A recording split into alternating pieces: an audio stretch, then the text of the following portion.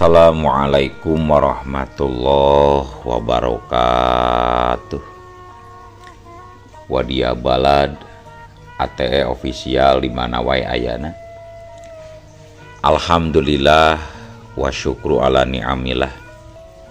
Kalawan diwuwuh ku Qadha anu Maha Agung, dibarengan ku pangijabah anu Maha Kawasa, diiring ku kadeudeuh kanyah Gusti anu Maha Suci.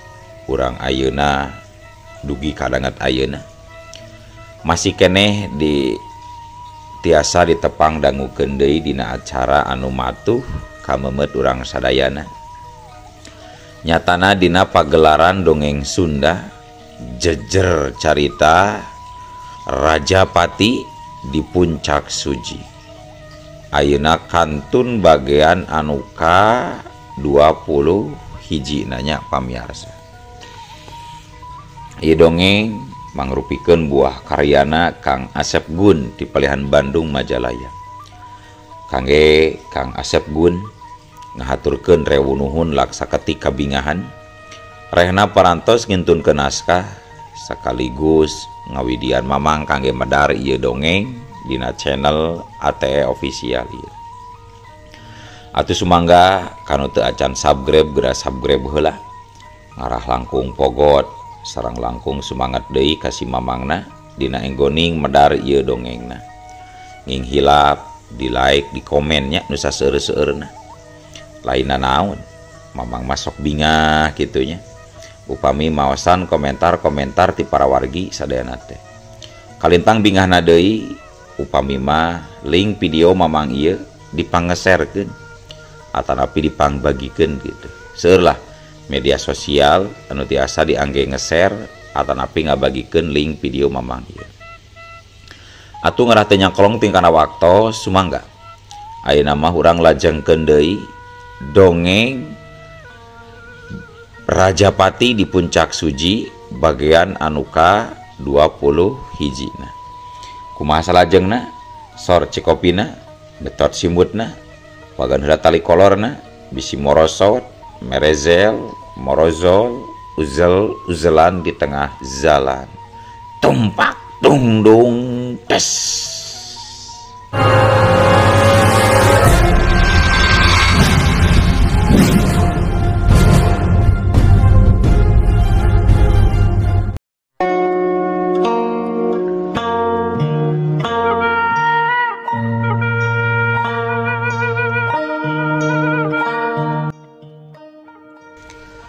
Para wargi sadayana,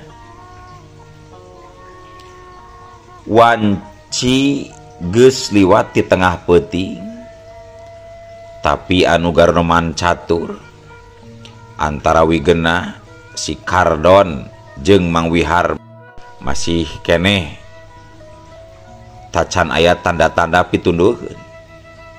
Boh Mang Wihar mah kitu deui Wigena katur si Kardon. Tiluanana uplak we ngarobrol ngaren ngidul sagala dicaritakeun. Parat nepi ka dur bedug subuh maranehna teu sarare. Antukna paguneman teh kasapi ku sora adzan subuh ti masjid anu aya di tengah lembur. Wigena jeung si Kardon jerat jerut tarurun ti imah.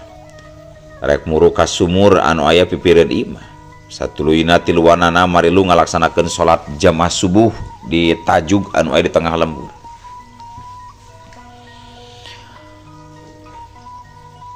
Gancangna carita kocapkeun peuting isukna kulantaran Wigena ngarasa panasaran kadua baladna Bah Jampang anu salila ieu geus ngaranjah sarta babadog ka urang lembur bojong nangka sacara kejem tur taralenges. Wigena akhirna minta idin ka Mang Wihar pikeun cicing heula sabaraha poe. Salila manehna acan adu hareupan jeung kadua balad Bah Jampang.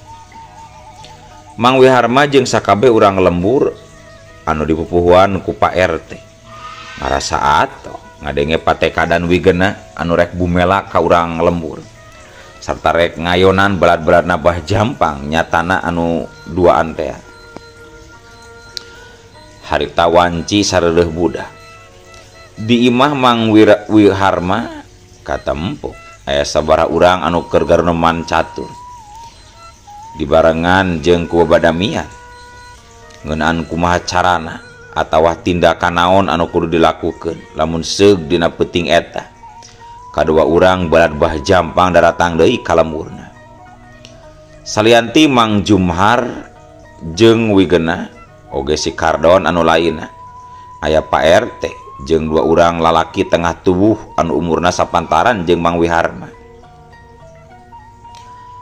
Cek rarasaan guring mah peuting ieu bakal daratang deui eta dua garong baladna bah jampang teh Mang. Asa beda ieu karasana. Cek Pak RT rutret ngabagi reret kanu area di dinya. Nya ari mudah-mudahan mah ulah we atuh Pak RT. Tapi ketang apanan ayeuna mah aya Jang Wigena jeung Jang Kardon. Terus terang we kuring mah ngarasa yakin eta dua garong teh bakal bisa dielehkeun ku ieu dua pamuda. Pokona percayalah ka muridna Bah Jured mah. Cek Mang Wiharma bari ngareret ka Wigena jeung ka si Kardon. Nya Jang, Bapak oge teuing kumaha teteh. Di barang tepung jeung ujang duaan, ujug-ujug kumaha nya kitu. Asa reug-reug we katempona teh Jang. Cek Pak RT sapamadagan pisan jeung anu diomongkeun ku Mang Wiharma. Sok kaleuwih kitu Bapak mah. Nya atuh mudah-mudahan we abdi sareng Kardon tiasa ngayonan eta dua garong.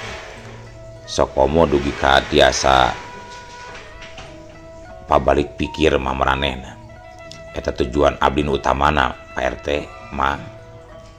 Cek Wigena rada teu paruguh dipuji kitu ku Pak RT jeung Mang Wiharma teh. Wanci terus nyerelek teu karasa. Di luar imah gandeng ku sora jangkrik jeung gaang anu reang patembalan. Di kajauhan hawar-hawar kadenge sora anjing babaung mapaesan simpena peuting. Sakapeung kadenge sora anu nakolan kohkol 3 ronda. Geus liwat tengah peuting tapi anu di daraguanana nyatana komplotan garong anak buahna Bah Jampang masih can aya tanda-tanda daratang. Keur kitu pok kadenge salah saurang anu duaan anu aya di jero imah nyarita ditujukeun ka Pak RT. Pak RT kuring ieu jeung batur kuring mah rek kagardu heula nya. Engke mun aya naon-naon mah susulan we. Kituna teh bari carangkat terus duanana tarurun ti imah. Cag kayaan di imah Mang Wiharma urang tunda heula. Ayeuna urang nyaritakeun di tempat anu beda tapi waktuna nu sarua. Kocapkeun harita di hiji tempat. Katempo aya 2 jirim keur dariuk dina golodog hareupeun imah. Lain imah meureunnan, da pernahna oge lain di palemburan. Tapi ieu mah di tengah-tengah pasawahan. Leuwih pantesna disebut saung we. Kadenge nu saurang nyarita. Rada haruream dewek mahlul euy. Muni asa kareueung kieu rarasaan teh. Cenah cek eta jalma bari ngusapan kumis jeung janggotna. Puguh sarua di ka oge lil. Tapi lamun penting ieu urang teu moal hasil. Geus pasti urang duaan bakal dihukum ku si Sarba. Mangkaning berat hukuman si Sarba mah. Cenah urang duaan moal dibere baranghakan salila saminggu. Tembal saurang deui. Maranehna teh taya lian nyatana 2 garong baladna Bah Jampang. Nu saurang katelahna si Bahlul, nu saurang deui ngaranna si Bahlil. Sanajan ngaranna hampir sarua, tapi da lain dulur atawa baraya. Kabeneran we eta mah. Lain kuna naon meh anu ngadongengna teu lieur teuing neangan pingaraneun. Teu lilapok si Bahlil nyarita. Hartina daek teu daek penting ieu mah urang kudu maksakeun indit ieu. Pikeun ngalaksanakeun deui parentah ti si Sarba. Nyatana ngabadog ka lembur-lembur euy. Tapi nu rada bingungna keur dekah teh kalembur nu mana ayeuna urang ge kudu ngabangsatna euy ka mana Lul? Ari kalembur anu sejen mah urang teh apanan acan apal suklak siklukna da kudu digambar heula keur waktu beurangna nyawa deui urang kalembur bojong nangka di we ayeuna mah da di dinya nu bari jeung gampang mah jeung baloba keneh badogeunana deui keun bae lah teu kudu nyokel jandela atawa ngabobol panto urang ngabadog kebo we dua siki mah cukup sakitu oge cek si Bahlul nagerakeun paniatanna. Nah aya kanang kebo kitu di belah mana Lul?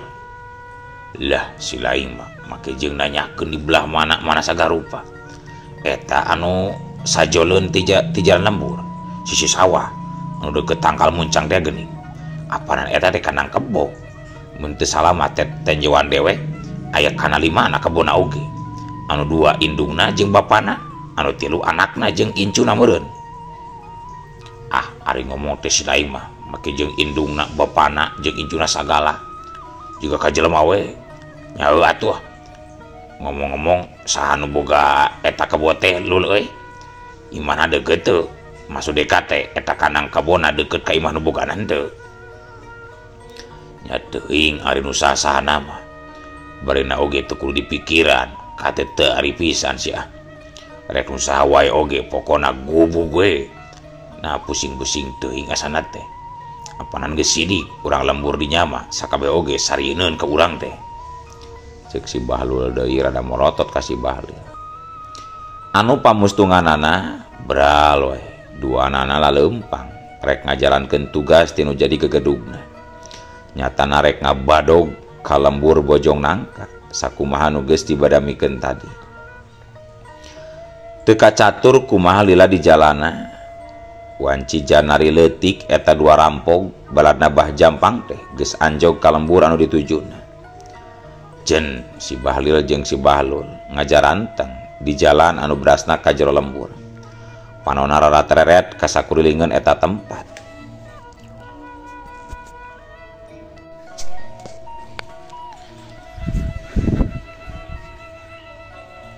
di mana kanang munding Lul geuningan eueuh itu tuh bladi itu tuh tukang tangkal nu itu tuh tangkal muncang nu itu si Telin bladinya jawab si Bahlul cerukna nunjuk ka salah sahiji tangkal anu ngarumpuduk hideung anu aya hareupeunnan.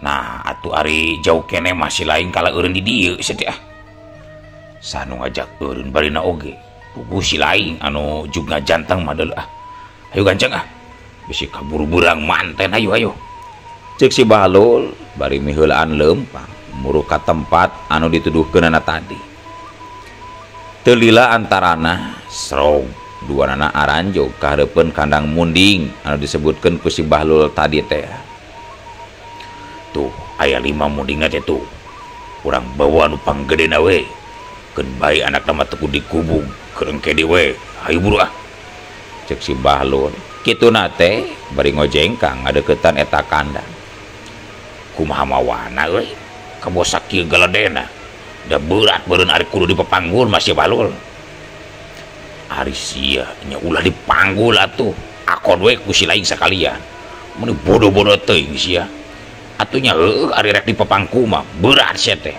nya tungtun we make tambang engke oge nuturkeun ari kebo mah sia teh belat sia teh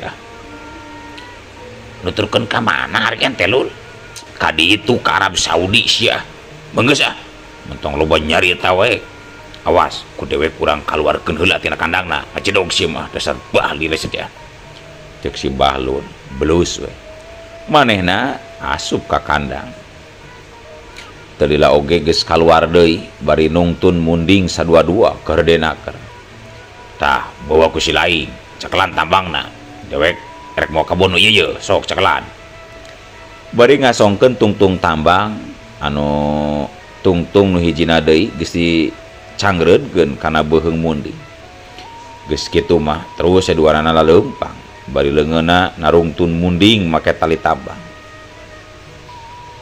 kocapkeun deui ayeuna di imah Mang Wihar mah sararea can aya anu aringkah di tempatna Di antarana nyata Pak RT, Wigena, si Kardon jeung pribumina nyata Mang Wiharma. Tapi sabot keur jarongjon ngobrol, kadenge ti luar aya nu pupuntenan bari kakatrok kana panto. Punten, Pak RT, aya kene di jero teu, Pak? Ye kuring Narsim jeung Iyang, Pak. Cek nu di luar, nu taya lian nyaeta jalema nu duaan tadi anu turun ti imah Mang Wiharma teh. Aya rek naon balik deui Sim Iyang. Sok we langsung asup. Da teu ditulakan, sok. Duh, cilaka Pak RT, cilaka. Mending aki eje aya anu maling. Tadi basa kuring duaan geus turun ti dieu. Kabeneran apanan kuring teh ngaliwat ka deukeuteun kandang munding aki eje. Barang kuring ngareret, mundingna keur digugusur ku dua urang jelema. Pasti eta teh baladna Baja Ampang anu biasa sok ngaranjak ka lembur urang teh Pak RT. Nyantukna kuring duaan teh balik deui ka dieu pikeun laporan. Tapi manaeun atuh ari kudu megatan mah sarua jeung nganterkeun nyawa meureun. Kumaha tuh Pak RT? Mangkaning munding indungna wungkul lamun dibawana ku dua balad Baja Ampang teh karunya kaki eje na kuring mah, Pak. Cek eta jalma bari hari weus-weus nyarita kituna teh.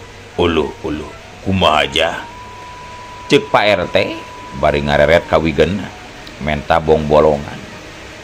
Sabab manehna sorangan oge teu bisa ari ngalakukeun nanaon. Teu wani ari kudu ngudag atawa ngahalangan ka balad Baja Ampang.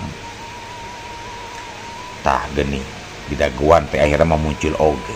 Tenang Pak RT, tenang. Ayeuna keneh abdi sareng ieu Kardon bade ngabujeng eta dua garong anu nyandak munding. Nyuhunkeun dijajab we paling mana-mana nama. Cek Wigena kituna teh bari cengkat terus pemener kancing bajuna anu muka. Kumaha lamun sararea kadarituna. Tapi bapak jeung anu sejena bade merhatikeun we ti kaanggangan ujang duaan anu majuna pomo upami kitu ja. Nya kitu langkung sae atuh Pak RT. Mangga atuh urang ayeuna we ka dituna bilih kabujeng tebih eta dua garong anu nyerak mundingna, Pak. Nyajangnya di pelabah mana tadi pagi nasi? Cek Pak RT ngareret ka Mang Narsim. Di ditu deket pengkolan, Pak. Hayu we urang susu da can jauh jigana mah, Pak. Walon Mang Narsim ngajentrekeun ka Pak RT. Atuh bring wae sararea ngarabring leumpang ngajugjug ka tempat anu disebutkeun tadi ku Mang Narsim. Teu lila oge abringan anu di luluguan ku Pak RT teh geus tepi ka tempat sakumaha nu dicaritakeun tadi. Reg sararea ngarandeg. Pok Pak RT nyarita ka Mang Narsim. Ka mana lewasna eta dua garong teh sih? Geuning geus eueuh daratanana. Itu kajalan itu, Pak. Geus mengkol meureun ayeuna mah ka jalan kencaeunana. Da moal ka mana jigna. Apanan ka katuhu mah ka kebon sampeu. Piraku onaman nungtun munding kukurusukan ka kebon sampeu sagala, Pak. Keun wios ku abdi duaan urang susul. Carcing we di dieu antosan. Teu kedah ngariring. Hayu Don. Urang warah eta bangsat munding baladna Baja Ampang teh, Don. Ceuk Wigena bari malih ka si Kardon anu keur nangtung tukangeunana. Teu kudu ngadua kalian ngajak, si Kardon terus nuturkeun tukangeun Wigena anu geus miheulaan leumpang. Muru kalebah pengkolan jalan. Bener we. Nalika maranehna geus aya di pengkolan, da dikencaeun jalan katempo aya dua jirim jalma anu keur ngagugusur munding. Tuh, itu geuning geuna euy. Pasti itu bangsatna. Tuh, katempo duanana keur ngabebedol tambang mundingna. Hayu urang-urangna. Sakicep oge anu duaan geus aya tukangan si Bahlul jeung si Bahlul anu keur narungtun munding meunang ngabadog di kandang teh. Hei, bangsat. Narek dibawa ka mana eta munding teh? Eureun heula euy. Eureun. Ceuk Wigena dituturkeun ku si Kardon nyamperkeun dua garong anu harita maralik terus marancerong ka maranehna. Urang aja. Wanian sia nya capek kitu ka dewek. Na sia can apal. Sahari dewek. Ye, dewek nu katelah si Bahlul jeung si Bahlil. Baladna Baja Ampang. dewek geus biasa deuleu ngabadog ka lembur bojong nangka. Nah sia rek ngalang-halang kana pagawean dewek. Saha si lain duan teh? Saha? Urang mana? Cek si Bahlul malik nyanta kawigeunna. Awas hati-hati geuna euy. Maranehna marau pakarangna. Tenang Don, tenang. Nyaho dewek oge. Keun bae teu kudu sieun. Da dikadekeunna oge, apanan urang duaan teh geus miboga nya dina dikadekeunna oge, apanan urang teh geus mibanda ilmu kebal pakarang seukeut anu tiba juredea. Nyanya mudah-mudahan we atuh ayeuna mah aya mangpaatna. Cek si Kardon bari panonna mah teu lesot ka hareup, museur ka garong anu duaan. Setan sia. Ditanya ku aing kalapating harewos. Sok sebutkeun sangaran sia duaan, urang mana goblok. Meh aing teh nyebarkeun bangkena deuleu. Cek si Bahlul nyeureudeg ka hareup. Belengan katuhuna ngaragamang kana perah bedog anu ngagaplok dina cangkeng. Teu kudu hayang nyaho saha dewek duaan deuleu. Anu jelasna mah dewek lain urang dieu sia bangsat. Sok maraju duanana hayang nyaho sakumaha kadijayaan bala si Jambang teh. Temal si Kardon teuneung pisan teu ngarasa sieun sumawana gimbir saeutik acan. Sosoro kojor sia mah kunyuk balil ku si laing podaran nu saurang deui euy. Dewek rek nyacagi mangkuk deuleu, sok laksanakeun. Cacap nyarita kitu si Bahlul langsung sreng ngalugas bedogna. Harita kena disabatkeun kana beuheung si Kardon. Untungna si Kardon geus takit-takit ti saanggalna sakilat. Manehna ngareundeukeun padana ka hareup lap. Sedangkeun sukuna ngablesur kana kakemplongan si Bahlul. Tapi si Bahlul oge lain jago atah-atah. Matak salila ieu pada mikasieun ku balarea oge. Tangtuna si Bahlul mibanda rupa-rupa ilmu kawadukan jeung geus seubeuh ku pinuh ku pangalaman dina urusan patalak nyang harepan musuh. Barang suku si Kardon keur nyemprung rek ngarah kana beuteungna. Gentak si Bahlul malikeun bedogna dipake mapag suku lawan. Si Kardon oge teu mikeun ari sukuna kudu kahakan ku bedog lawan mah. Nya oge manehna geus ngagem ilmu teuteura ku pakarang. Rikat sukuna ditarik deui ka tukang, tapi bedog si Bahlul terus nyemprung ngarah kana beuteungna. Laput. Setan sia. Ya, jeleng. Si Kardon gentak ngagajleng ka gigir. Bari ngagajleng nate dampal leungeunna ngahiuk ngarah kana tak-tak lawan. Duh deus cebrot. Wadaw. Si Bahlul kontan ngoceak sabada puhu leungeunna beunang kapeupeuh ku teunggelan kepang si Kardon. Kawantu lain teunggelan biasa anu dilancarkeun ku si Kardon teh.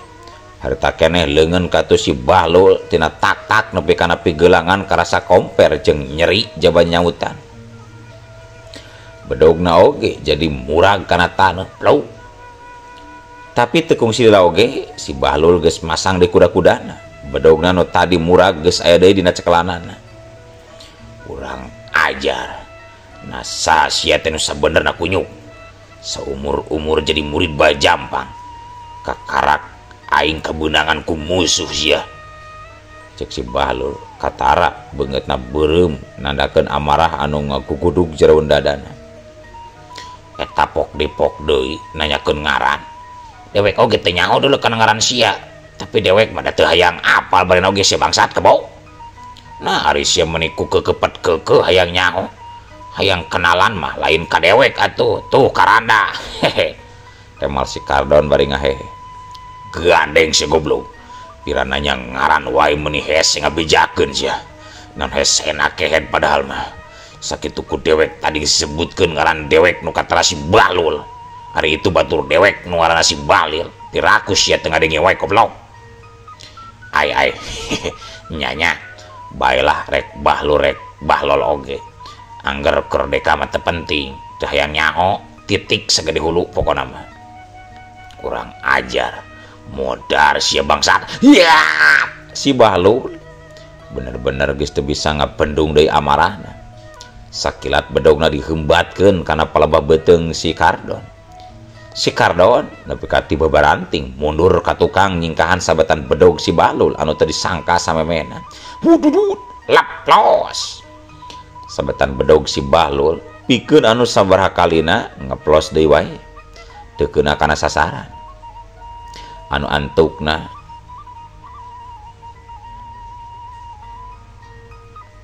kadituna si Bahlul teu jauh beda we jiga banteng bayangan ngabubat babit bedogna ngarah kana sakujur awak si Kardon.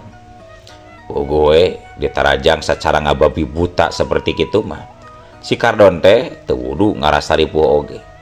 Mahena sorangan jadi teu bisa malas narajang ukur terus cungcat cingcat nyingkahan panarajang lawan. Montong mabur sia goblok. Hayo lawanan aing. Mun heueuh mah sia aya pangabajus deuleu. Ya! Cek si Bahlul. Bari teureun-eureun ngabubat babitkeun bedogna ngincar badan lawan. Nasahan urek lumpat barina oge sia. Sok we ari bisa mah rubuhkeun dewek. Montong loba bacot sia bangsat ah. Hayo we dibuat babitkeun bedog deh. Ari keuna hanteu teu gableg ka era pisan. Nyebutkeun jago tapi jug langsung ngeluarkan pakarang beri teu keuna-keuna. Cek si Kardon papanas lawana. Bari mikir muter otak neangan akal kumaha carana supaya sagancangna bisa ngerubuhkeun jadi lawanna. Si Bahlul teu nemala dikitukeun ku si Kardon teh. Terus we nyabet-nyabetkeun bedogna bari teu keuna wae oge. Lamun kieu wae moal aya bule hideungna ye. Aing teu boga kasempatan pisan pikeun ngayakeun balasan. Bisa-bisa aing nu kawalahan kaya kieu mah. Gerentes si Kardon sajero nyingcat-nyingcatkeun awakna nyingkahan sabetan bedog lawan. Dina hiji kasempatan nalika manehna ngagorentelkeun badana, bre katingali di gigireunana aya patok awi. Panjangna kira-kira 2 depa. Teu loba deui mikir. Gep! Eta patok awi teh dicokot. Saterusna dibabadkeun dipake nada bedog si Bahlul anu keur nyemprung hareupeunana. Trakdudes, walah, kunyuk sia, licik sia model goblok. Cek si Bahlul nepi ka ngajarijeg sabaraha lengkah ka tukang. Sanggeus bedogna tadi bantrok jeung patok awi anu dipake pakarang ku si Kardon. Anu saterusna sirahna oge peunang kagebuk nanggal pisan. Sawatara kitu si Kardon teu hayang mereka sempetan deui ka si Bahlul. Mireungeuh lawanna anu can jejeg deui mancuhkeun kuda-kudana corelat celeng sakilat. Patok awina dibabadkeun kana pingping si Bahlul. Atuh bogo we nyeri dina sirahna oge masih keneh lungleng teu puguh rasa keuneunana. Katambah-tambah ayeuna babajegna oge sarua kabeunangan. Pikeun anu ngadua kalian si Bahlul ngagorowok tarik naker. Saharita awakna ngudubruk ka handap. Bedogna oge geus eueuh tina panyekelna teuing ka manajigna. Si Bahlul terus kegerungan bari nyekelan pingpingna anu asa remuk. Ngajarikeun manehna geus teu mampu nangtung-nangtung acan. Ari si Kardon jigana can ngarasa puas ningali musuhna anu geus nambruk kitu teh teu diantep. Hiu kabrot cebrot cebrot. Patok awi anu dijadikeun pakarang harita pating galebrok pating jarebrod ngahanca kana sakujur badan lawan. Diprak-pak seperti kitu mah si Bahlul anu kawentar jawara kahot andalanana bah jampang teh geus teu bisa manggap mulia deui. Saharita ngalenggerak kapiuhan teu inget di bumi alam. Teu kuat tandangan kanyeri dina sakujur badana anu dibalukarkeun ku paneungeul patok awi dina leungeun lawan nyatana si Kardon. Padahal si Kardon mah sanajan mah lumayan cukup mibanda sabaraha jurus jeung ilmu kanuragan dina hal wela diri. Tapi kakarak harita ari ngalaman patalakna bari jeung ngayonan jawara anu geus weureuh seubeuh ku pangalaman dina urusan ngadu jajaten. Memang teu sajalantrahna kitu. Sanajan cek syariatna ukur ku patok awi anu dijadikeun pakarang. Tapi ku sabab geus dibarengan ku tanaga jero dina metakeunana nyanu akhir nama si Bahlul oge teu bisa walakaya. Karasa sia bongan sia ka aing teu mere pisan kasempetan sia. Jadi we aing oge teu hayang mere omer deui ka sia. Dasar bangsat kelas cacing caus sia. Cak. Cek si Kardon nepi kareng hapranju lung patok awi dina panyakal dialungkeun. Ret kawigeuna nu katempo harita wigeuna oge keragot patetunggalan jeung si Bahlul. Tapi dina kayaan keur kitu no atuh hari ujug-ujug ulu waktosna kabujeng seep wadia balad ATE ofisial keun atunya ieu dongeng teh urang cekapkeun we heula dugi ka dieu.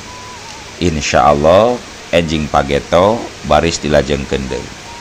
Atuh kukitu kukieuna mamang sajamit mungkur pamit mundur di payunan para wargi sadayana. Ayo salam.